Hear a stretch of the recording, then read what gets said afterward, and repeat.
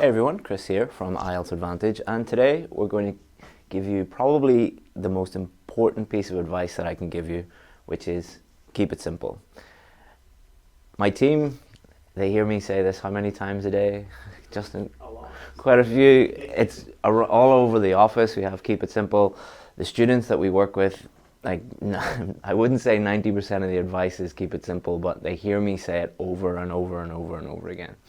So what I'm going to do in this lesson is I'm going to use three famous quotes to demonstrate why this is so effective and how you can use it in your IELTS preparation. Because one thing that I really believe is that IELTS is actually quite a simple test, but it's overcomplicated by students and some teachers. So we're going to look at why that is. So let's look at the very first quote. So the first quote is by Leo Tolstoy, a famous Russian writer, and he says, "When people speak in a very elaborate and sophisticated way, they either want to tell a lie or to admire themselves. Good speech is always clear, clever, and understood by all." So when I first started teaching IELTS, one of the things that I couldn't understand was why so many schools and so many teachers would tell students that IELTS is a really complicated thing and it requires really complicated, complex solutions. I couldn't get my head around that. And it took me years to try and understand why that is. And really, it comes down to this part of the quote. Want to tell a lie. So when someone is telling you that everything is really complicated and they're speaking in a very elaborate and sophisticated way, you have to be very careful. In the IELTS context, people will tell you this for the purposes of marketing. And it's not even very good marketing. Like, great marketing is just showing how good your product is or showing how successful your customers have been. But because a lot of schools don't have successful students, or they don't have good products, what they're going to do instead is they're going to tell you that it's really complicated, it's really complex, and you need their help. All right, because it's just a lack of understanding of how simple the test actually is. So when somebody is telling you that it's really complicated and giving you complex, complicated solutions, be very careful that they're not just lying to you because they're more interested in your wallet and getting your money than they are actually helping you. The second part of this quote is also very true. Is always clear and understood by all. So often you go to an IELTS school or listen to a teacher and they'll tell you things about the speaking test, such as, you know, use really complicated grammar, or use high-level vocabulary, or golden words, or diamond words, or some nonsense like that, or think of a really complicated story to tell the examiner. When really what the examiners are looking for is something that is clear and is understood by all.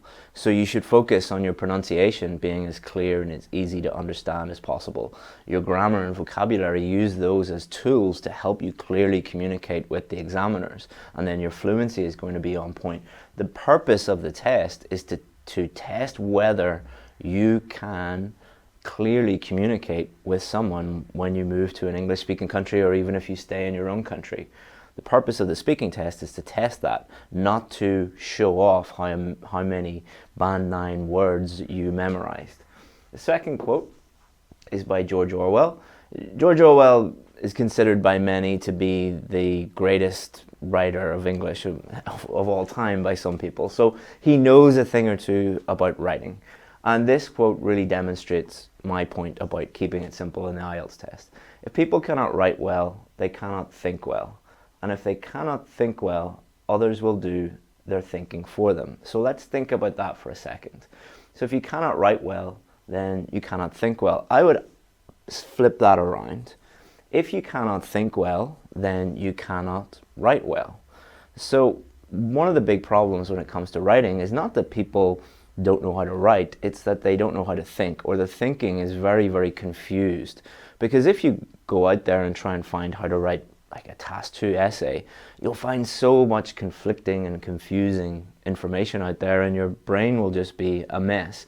And then you have all these people telling you to do all these different complicated things, and your writing is going to be a reflection of your thinking. If your thinking is confused, then your writing is going to be confused. So if you cannot think, you cannot write, as George Orwell suggests here. And also, others will do their thinking for them. So if you are very confused about what to do, then what you're going to do is what a lot of students do. They will listen to people who tell them, memorize these band 9 essays and you'll get a high score. Memorize these band 9 structures, or memorize these sentences, or memorize these phrases or these words. So you're allowing other people to do your thinking for you. And what's going to happen? Well, what happens every time people do that is they fail. You have to learn how to think for yourself. You have to learn that, and by thinking for yourself, you'll be able to write clearly. And until you start to do that, and until you start to learn how to think and how to write by yourself, then you're not going to be able to progress. And final quote is by Confucius. Life is really simple, but we insist on making it complicated. The IELTS test is not that complicated, but students insist on making it so. Teachers insist on making it so. The one thing that our students say when they start to work with us over and over again is like, I can't believe how simple this actually is. I can't believe how I went through all those years of torture and frustration when actually it's quite simple. And let me demonstrate this to you by how simple it is to actually learn something, and especially how simple it is to learn something when it comes to the IELTS test. First, we have to learn what to do. All right, we need certainty. We need to know that that thing is going to work. But a lot of people just don't ever get to this stage. They don't actually learn what to do. They say things like, I want to improve my writing, but never learn how to improve their writing. Then you actually have to do that. So in order to get better at something, you have to do it. There's no books on how to get better at push-ups. There's no books on how to become a better driver. You actually have to do push-ups to become better at push-ups. You actually have to drive a car to get better at driving a car. And then you also need feedback on your work, because you will be doing the thing, but you'll probably be doing it wrong. Even if you've learned how to do it, you will make a few mistakes and you need feedback on it. Now, that feedback loop is extremely simple, but most people do not do it. And then when you do this, you start to get another feedback loop. You become certain about what you are doing, and then you start to see progression, and then you'll get more motivation, more certainty, more progression. Because if you've no certainty about what you're doing, you're not going to do anything.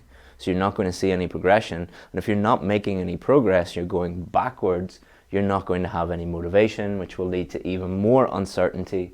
So it just becomes, instead of a positive feedback loop, it can become a negative feedback loop, where you're just more uncertain, lacking motivation, no progress, you're actually going backwards. So it's not that complicated. You just have to learn what to do those things, and get feedback on your work. So next week, or not very soon, on Monday, we're going to show you how simple Task 1 Academic actually is. The main theme of this 5-day challenge that we're going to be doing on Monday is keep it simple, and how simple it actually is. Many people look at charts and graphs and are just like, oh, this is really complicated. I don't know what these things are. They're not that complicated. If you actually look at them the right way, they're not that complicated. You don't need really complex structures. There's no such thing as a band 9 structure. There's no such thing as a magic structure that's going to help you get the score that you need. It's just you learn a simple one and apply that in the test. Paraphrasing doesn't actually need to be that complicated. Overviews, the purpose of an overview is to help the reader understand what the key aspects of the data are. So you're not going to make those complicated. Details paragraphs, again, don't need to be that complicated. And your vocabulary and grammar especially does not need to be as complicated as you think. If you keep everything simple, it's going to be simple and easy to understand and easy to apply on test day. So that's what we're going to be doing on Monday. It's totally free to join, and it's going to be 5 days, 5 lessons and 5 tasks. So 1 lesson on Monday, Tuesday, Wednesday, Thursday, Friday. After each lesson, there'll be a task for you to complete. You're going to complete that, and then you're going to get feedback, and from that you'll get more certainty, more motivation, and a feeling of real, genuine progress, which is what a lot of you are lacking at the moment. And you'll be able to sign up for free. There are only limited places available, so get in there before we close the doors on Monday. And over the weekend, I'll be putting in some bonus material for those of you who joined early. So get in there if you want that bonus material. So all you have to do is just click the link above the video if you're watching on Facebook, or below the video if you're watching on YouTube, and you can join, and it starts on Monday. And I guarantee that by the end of the week you will have said, it's not as complicated as I thought, and keeping it simple really is the way forward. Thank you very much, guys, and see you on Monday inside the 5-day challenge. Just click the link to join. Thank you. Bye-bye.